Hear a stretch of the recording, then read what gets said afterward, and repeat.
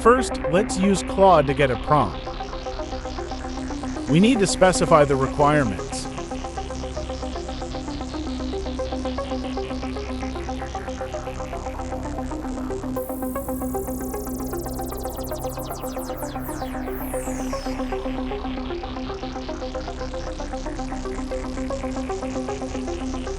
Copy the prompt and let's use it on Lovable.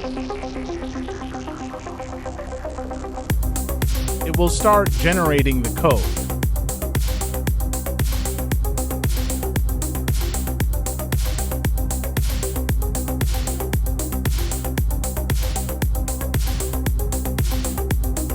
And here we have a working to-do app.